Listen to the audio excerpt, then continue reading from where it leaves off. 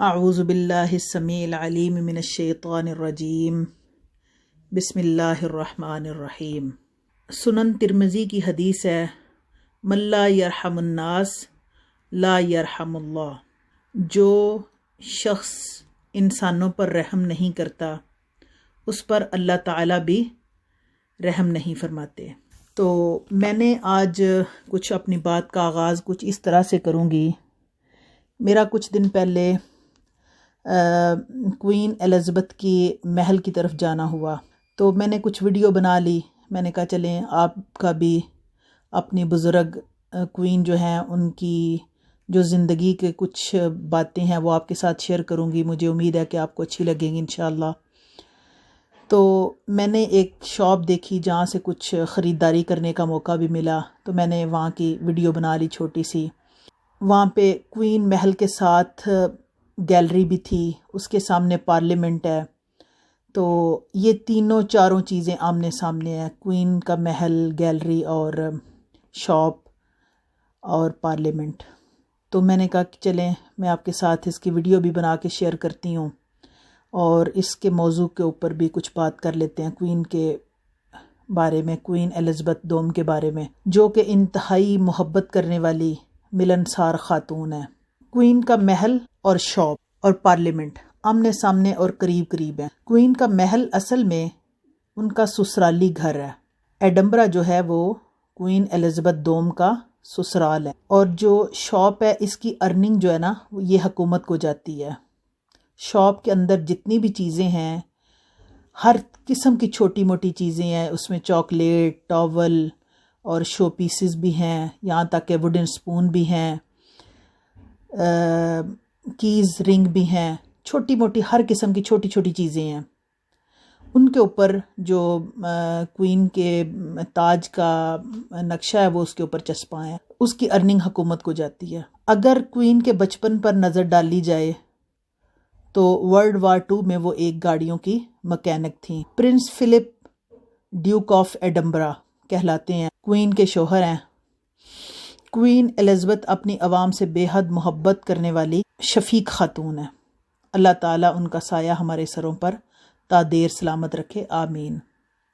جب UK نے Europe سے علیحدہ ہونے کا ارادہ کیا تو عوام کی طرف سے یہ رائے ظاہر کی گئی کہ حالات مشکل ہو جائیں گے، اکانومی کمزور پڑ جائے گی۔ تو کوئین نے ان کو واپس جواب یہ دیا کہ ابھی میں زندہ ہوں، میرے جیتے جی ایسا کچھ نہیں ہو سکتا۔ انہوں نے مسکراتے ہوئے یہ ہلکا سا جملہ کہہ دیا کہ ابھی میں زندہ ہوں۔ کوئین جہاں کہیں بھی جاتی ہیں، دنیا کے کسی بھی کونے میں وہ جائیں تو ان کو سفری دستاویز، پاسپورٹ کی ضرورت نہیں ہوتی، وہ جہاں کہیں بھی جائیں گی بغیر پاسپورٹ کے ہی جائیں گی۔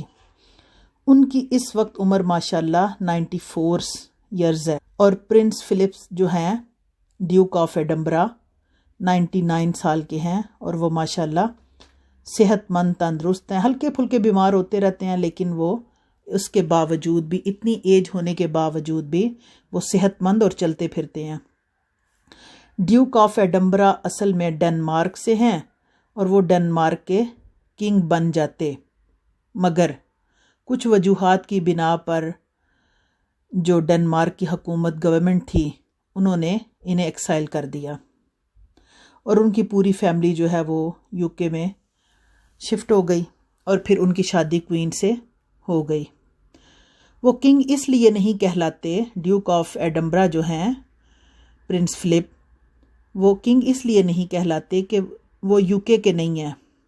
کوئین نے انہیں پرنس کا عہدہ دیا، اگر کوئین انہیں پرنس کا عہدہ نہ دیتی تو وہ صرف اور صرف ڈیوک آف ایڈنبرا ہی کہلاتے۔ تو میں نے جو یہاں پہ وقت گزارا، مجھے جس چیز کا مجھے اندازہ ہوا کہ الحمدللہ یہ لوگ اپنی عوام کے ساتھ بڑے اچھے اور مخلص ہیں، اپنی عوام کو فائدہ دینے والے ہیں، اپنی عوام کا فائدہ سوچتے ہیں۔ اسی طرح ایک میں نے چھوٹی سی کہیں سٹوری پڑھی تھی، وہ کچھ اس طرح سے ہے کہ مصر کے ایک قبطی لڑکے کے ساتھ وہاں کے گورنر کے بیٹے کے ساتھ گھڑ سواری کا مقابلہ ہوا۔ اتفاق سے وہ قبطی لڑکا مقابلے میں جیت گیا۔ گورنر کے بیٹے کو ہارنے پر غصہ آیا، اس نے قبطی کی پٹائی لگا دی،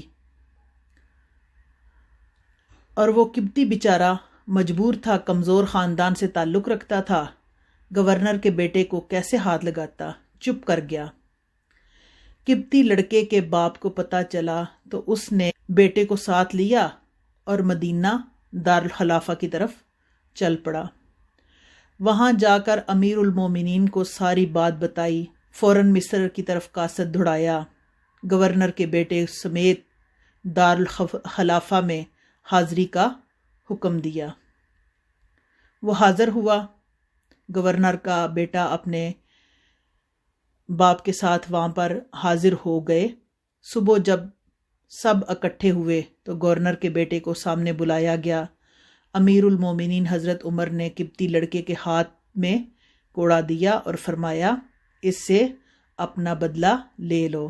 اس قبطی لڑکے نے گورنر کے بیٹے سے اچھی طرح بدلہ لیا۔